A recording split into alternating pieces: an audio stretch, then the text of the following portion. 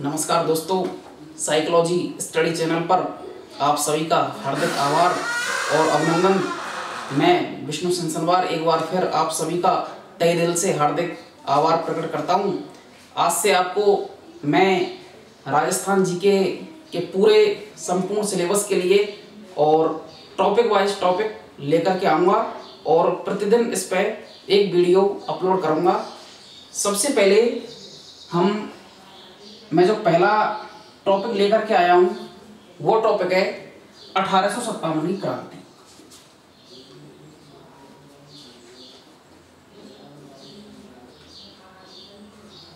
और ये राजस्थान के संदर्भ में है।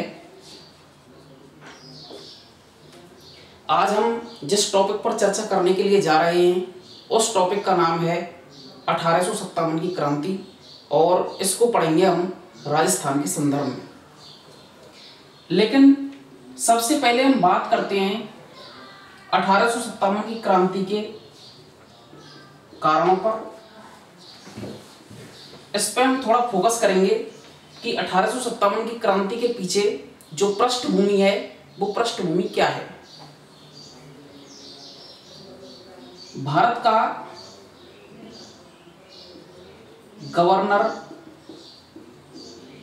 जनरल हुए और उनका नाम था लॉर्ड डलहौजी।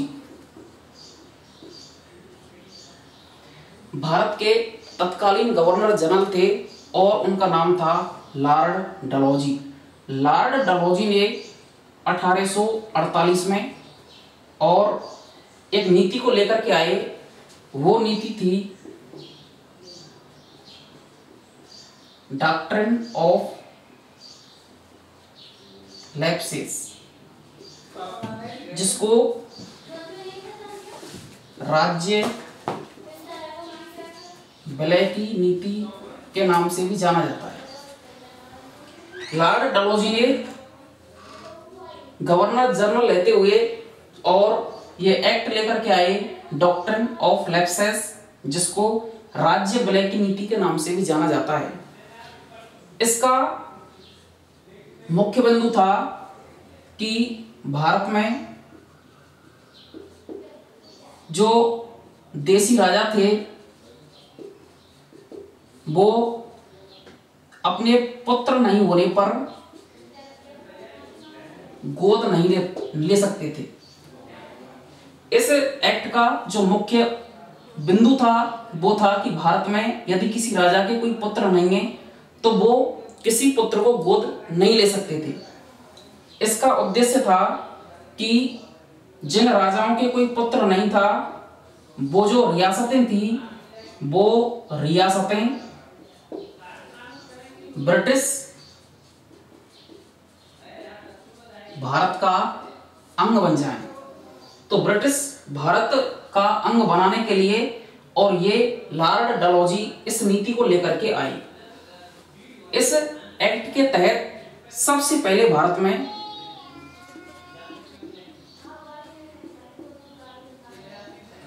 जो रियासत या जहां की शासन प्रणाली ब्रिटिश भारत के अधीन हुई उसका नाम था सतारा। सतारा को सबसे पहले 1848 में वहां पर ब्रिटिश भारत की स्थापना हो गई, या जिसको अंग्रेजों ने अपने अधीन कर लिया। उसके पश्चात 1853 में नागपुर को इसी नीति के तहत अंग्रेजों ने हड़प लिया।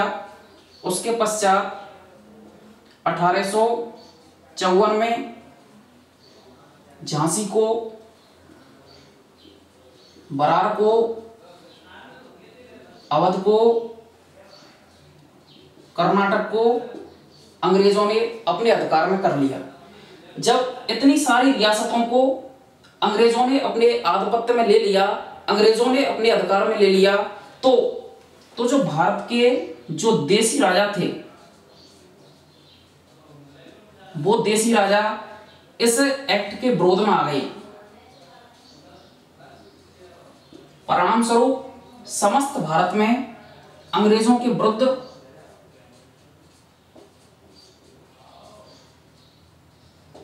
वातावरण तैयार हुआ।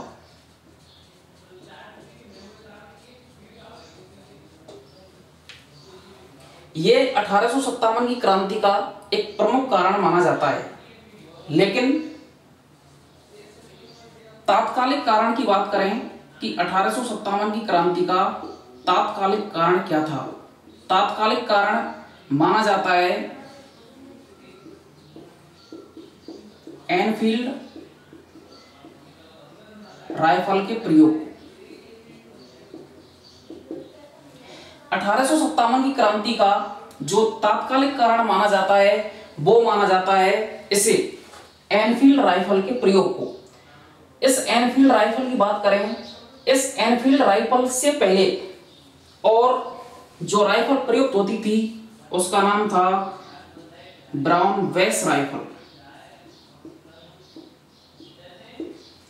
एनफील्ड राइफल से पहले जिस राइफल का प्रयोग किया जाता था उसका नाम था ब्राउन वेस राइफल। होता क्या है, जो ये अंग्रेज हैं वो ब्राउन वेस राइफल के स्थान पर एनफील्ड राइफल का प्रयोग करवाना प्रारंभ कर देते हैं। ये जो एनफील्ड राइफल है इसमें क्या होता था, इसमें चर्बी लगे कारतूसों का प्रयोग होता था और कारतूसों पर जो चर्बी लगी रहती थी वो थी गाय की और सुअर की। गाय की और सुअर की चर्बी लगी रहती थी। गाय को हिंदू धर्म में पवित्र माना जाता है और सुअर को मुसलमान धर्म में, या गाय को हिंदुओं में पवित्र माना जाता है और सुअर को मुसलमानों में। तो इनकी चर्बी को दांतों से काटना पड़ता था, इसलिए जो हिंदू थे और मुसलमान थे इस एनफील्ड राइफल के प्रयोग करने को लेकर के भड़क गए। वो एनफील्ड राइफल का प्रयोग करने के पक्ष में नहीं थे और इस चीज से आगे निकले तो देखो ये जो एनफील्ड राइफल है इसका सबसे पहले प्रयोग, इसका सर्वप्रथम प्रयोग जो किया गया था वो किया गया था कीमिया के युद्ध में। कीमिया के युद्ध में इस एनफील्ड राइफल का सर्वप्रथम प्रयोग किया गया था। इसका भारत में प्रशिक्षण जनवरी 1857 में प्रारंभ हुआ। एनफील्ड राइफल का भारत में जो प्रशिक्षण है वो जनवरी 1857 में प्रारंभ हुआ था और इस एनफील्ड राइफल का सर्वप्रथम विरोध, इसका भारत में सर्वप्रथम विरोध किया गया था 26 फरवरी 1857 को। कहां पर किया गया था? यह किया गया था बुरहानपुर छावनी में। कहां के सैनिकों ने इस एनफील्ड राइफल के प्रयोग करने का विरोध किया? वो थी बुरहानपुर छावनी और ये बुरहानपुर छावनी पड़ती है यूपी में। यूपी में बुरहानपुर छावनी के सैनिकों ने और इसका सबसे पहले विरोध किया। अब आगे जब बुरहानपुर छावनी में सैनिकों ने इसका विरोध करना प्रारंभ कर दिया तो उसके बाद ये पूरे देश में और एनफील्ड राइफल के प्रयोग को लेकर के विरोध और बढ़ने लगा और उसी क्रम में आगे एक और छावनी है और वो छावनी है बैरकपुर छावनी। बैरकपुर छावनी कई बार यहां से प्रश्न पूछा गया है। बैरकपुर छावनी यह पड़ती है पश्चिम बंगाल में। बैरकपुर छावनी में एक क्रांतिकारी था, एक सैनिक था, उसका नाम था मंगल पांडे। एक और क्रांतिकारी था, उसका नाम था ईश्वर पांडे। ये बैरकपुर छावनी में 34वीं रेजिमेंट के सैनिक थे।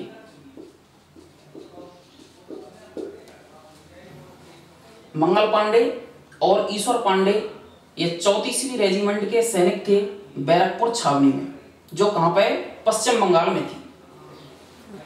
क्या होता है, 29 मार्च 1857 को अंग्रेज अधिकारियों के द्वारा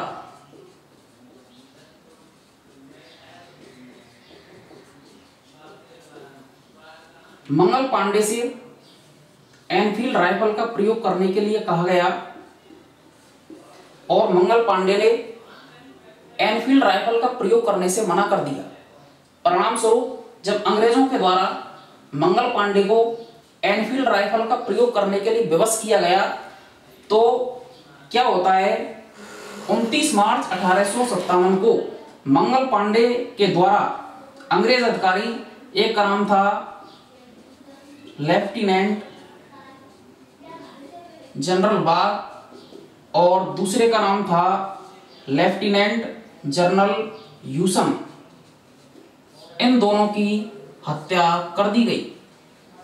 मंगल पांडे ने अंग्रेज अधिकारी लेफ्टिनेंट जनरल बाग और लेफ्टिनेंट जनरल यूसन की हत्या कर दी। ये जो मंगल पांडे था, कई बार प्रश्न पूछा गया है, इसका संबंध कहां से है? इसका संबंध है गाजीपुर बालिया से, और ये कहां पड़ता है? ये पड़ता है उत्तर प्रदेश में। इसका संबंध उत्तर प्रदेश से था और मंगल पांडे ने जब इनकी हत्या कर दी तो क्या हुआ, इस मंगल पांडे को तुरंत गिरफ्तार कर लिया गया और 8 अप्रैल 1857 को इसे फांसी दे दी गई।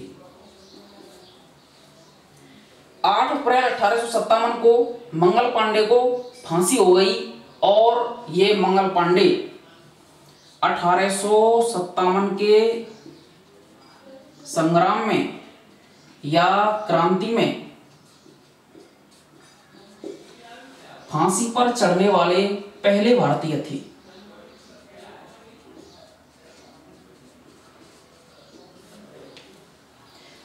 सत्तावन की क्रांति में प्रथम शहीद होने वाले भारतीय कौन थे? मंगल पांडे थे। इनको फांसी कब हुई? इनको फांसी 8 अप्रैल 1857 को हुई। अगर हम बात करें राजस्थान के संदर्भ में कि 1857 की क्रांति में और प्रथम शहीद होने वाले या प्रथम व्यक्ति जो फांसी पर चढ़े ऐसे वीर क्रांतिकारी का क्या नाम था? उनका नाम था अमरचंद बांटिया। ये अमरचंद बांटिया थे। इनको फांसी कब हुई थी? इनको फांसी हुई थी 22 जून 1857 को। इनका संबंध कहां से है? इनका संबंध है बीकानेर रियासत से। इनका संबंध बीकानेर रियासत से है और इनको फांसी कहां पर दी गई? ग्वालियर में दी गई। अब जब इनका संबंध बीकानेर रियासत से है, इनको फांसी ग्वालियर में क्यों दी गई? क्योंकि ग्वालियर जो थी इनकी कर्म भूमि थी। अमरचंद बांटिया की जो कर्म भूमि थी वो क्या थी? ग्वालियर थी। जब इनको गिरफ्तार किया गया तब ये कहां पर थे? ग्वालियर में थे। इसलिए इनको 22 जून 1857 को ग्वालियर में फांसी दे दी गई। ये राजस्थान के प्रथम वीर सपूत थे जो 1857 की क्रांति में राजस्थान के व्यक्ति जो शहीद हुए, उनका नाम अमरचंद बांटिया। और इस अमरचंद बांटिया को दूसरा भामाशाह भी कहा जाता है। इस अमरचंद बांटिया को दूसरा भामाशाह के नाम से भी जाना जाता है। इस तरह से और 29 मार्च 1857 को बैरकपुर की छावनी में मंगल पांडे ने और विद्रोह का बिगुल बजा दिया। आगे जब मंगल पांडे को फांसी हो गई, उसके पश्चात पूरे देश में विद्रोह की आग तेज गति से फैली। अंग्रेज अधिकारी भी इस चीज को लेकर के चिंतित हो गए कि बैरकपुर की छावनी से यह विद्रोह पूरे देश में ना फैले। इसके लिए उन्होंने भी कड़े प्रतिबंध लगाना प्रारंभ कर दिया। उन्होंने भी सतर्कता बरती। प्रश्न ये भी आ सकता है, ये जो मंगल पांडे थे, इनको फांसी की सजा किसने सुनाई? इनको फांसी की सजा सुनाने वाला अंग्रेज अधिकारी था, उसका नाम था रॉबर्ट हुक। रॉबर्ट हुक नामक अंग्रेज अधिकारी के द्वारा मंगल पांडे को फांसी की सजा सुनाई गई थी। इसके पश्चात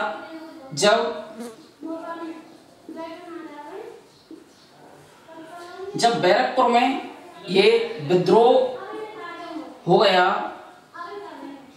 उसके पश्चात क्या होता है, 10 मई 1857 को, और छावनी थी मेरठ की छावनी।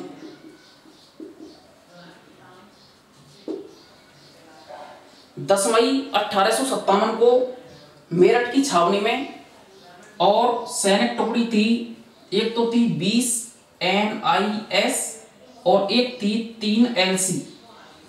इनकी पैदल टुकड़ी ने विद्रोह का बिगुल बजा दिया। मेरठ की छावनी के जो सैनिक थे, उन्होंने भी अंग्रेज अधिकारियों से यह साफ कह दिया कि हम भी एनफील्ड राइफल का प्रयोग नहीं करेंगे, इसके लिए हम अपने प्राणों की बाजी लगाने के लिए तैयार हैं। होता क्या है, दोपहर को क्रांतिकारियों ने विद्रोह का बिगुल बजा दिया, और इनका जो नेता था, इनका नेता मेरठ की छावनी में विद्रोह का बिगुल बजाया गया, इनका नेता था बखत खान। बखत खान के नेतृत्व में 10 मई 1857 को मेरठ की छावनी में 20 NIS और 3 LC की पैदल टुकड़ी ने दोपहर को अपने नेता बखत खान के नेतृत्व में क्रांति का बिगुल बजा दिया। ये 10 मई 1857 को जो मेरठ की छावनी में विद्रोह हुआ, इसको भारत में 1857 की क्रांति की शुरुआत माना जाता है। कि भारत में 1857 की क्रांति कहां से प्रारंभ हुई? ये मेरठ की छावनी से प्रारंभ हुई। कब प्रारंभ हुई? 10 मई 1857 को प्रारंभ हुई, और इसका नेता कौन था? बखत खान था। देखिए क्या होता है, 10 मई 1857 को जब क्रांतिकारियों ने मेरठ की छावनी में विद्रोह किया और मेरठ की छावनी पर अपना आधिपत्य स्थापित कर लिया, तो फिर एक दिन बाद 11 मई 1857 को क्रांतिकारी जो सैनिक थे, ये दिल्ली की ओर कूच कर गए, और दिल्ली के लाल किले पर इन्होंने अधिकार कर लिया।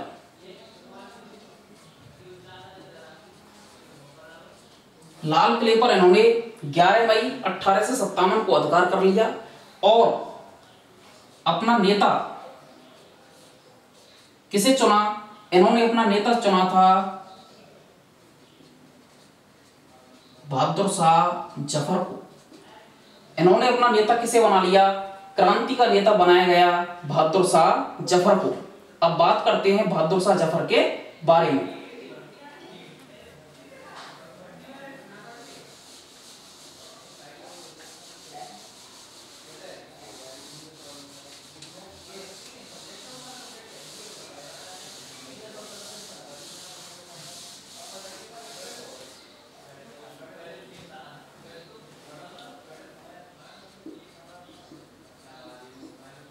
बहादुर शाह जफर, इस बहादुर शाह जफर को क्या बनाया? क्रांति का नेता, या इसको क्रांति का नेतृत्व सौंप दिया। ये जो बहादुर शाह